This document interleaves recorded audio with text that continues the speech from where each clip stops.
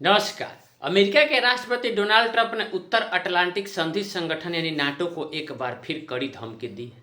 उन्होंने बुधवार को कहा कि नाटो हमारे काम नहीं आया जब हमें उनकी ज़रूरत थी, और अगर हमें फिर से उनकी ज़रूरत पड़ी वे तब भी नहीं होंगे। ग्रीनलैंड को याद रखो, वो बड़ा बर्फ का एक टुकड़ा बुरे तरीके से चलाया जा रहा है।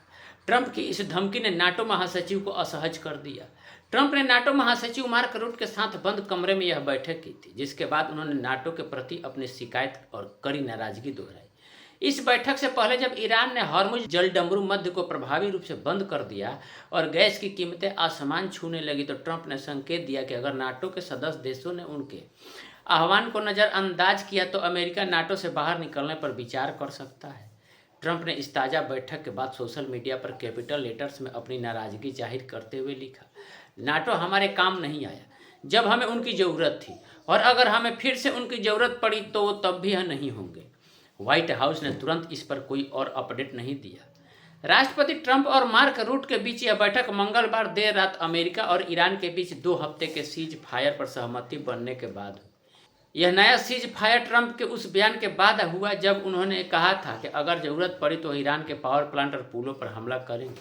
साथ ही धमकी दी थी कि आज रात पूरी सभ्यता मिट जाएगी। इससे पहले बुधवार को व्हाइट हाउस की प्रेस सचिव कैरोलाइन लेविट ने स्वीकार किया कि ट्रंप ने नाटो से बाहर निकलने पर चर्चा की थी।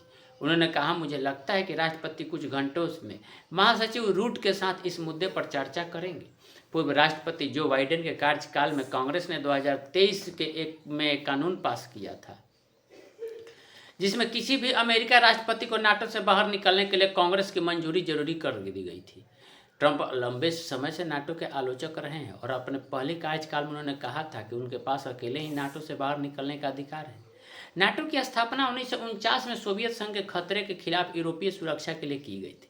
नाटो के 32 सदस्य देशों का मुख्य वादा आपसी रक्षा समझौता है, जिसमें एक पर हमला सभी पर हमला माना जाएगा। इस समझौते को अब तक केवल एक बार 2001 में 9/11 हमलों के बाद अमेरिका की मदद के लिए सक्रिय किया गया था। इसके बावजूद ट्रंप ने ईरान के साथ अपनी युद्ध को लेकर शिकायत की। नाटो अमेरिका के साथ नहीं खड़ा हुआ। ट्रंप ने ग्रीनलैंड पर नाटो के रुख को लेकर कड़ी नाराजगी जताई है। बता दें कि ग्रीनलैंड नाटो सदस्य डेनमार्क का एक अर्ध स्वायत्त क्षेत्र है। ट्रंप ने इस साल की शुरुआत में ग्रीनलैंड पर अमेरिकी नियंत्रण की मांग की थी, लेकिन बाद में रूट के साथ बातचीत के बाद पीछे हट गए थे। यह स्पष्ट नहीं है कि ट्रंप प्रशासन उस कानून को चुनौती देगा या नहीं जो राष्ट्रपति को नाटो से बाहर निकलने से रोकता है। जब यह कानून पास हुआ था तब इसका समर्थन ट्रंप के वर्तमान विदेश मंत्री मार्को रूबियो ने किया था, जो उस समय फ्लोरिडा के सीनेटर थे। रूबियो ने बुधवार सुबह व्हाइट हाउस की बैठक से पहले स्टेट डिपार्टमेंट में रूट से अलग से मुलाकात की। स्टेट डिपार्टमेंट के बयान में कहा गया कि रूबियो और रूट ने ईरान युद्ध, रूस यूक्रेन युद्ध को खत्म करने के अमेरिकी प्रयासों और नाटो सहयोगियों के साथ बढ़ते समन्वय तथा बोझ साझा करने पर चर्चा की है। इस पे आपकी क्या राय है? क्या ट्रंप सही किए नाटो सदस्यों को फटकार लगाकर या कड़ी धमकी देकर? ट्रंप के इस बयान से नाटो सदस्य में कितनी खलबली मचेगी, इस पे आपकी क्या राय है? आप हमें कमेंट करके ज़रूर बताएं। और हाँ, फेसबुक पर देख रहे हैं तो पेज को फॉलो कर लें, और यूट्यूब पर देख रहे हैं तो सब्सक्राइब कर लें। बहुत बहुत धन्यवाद।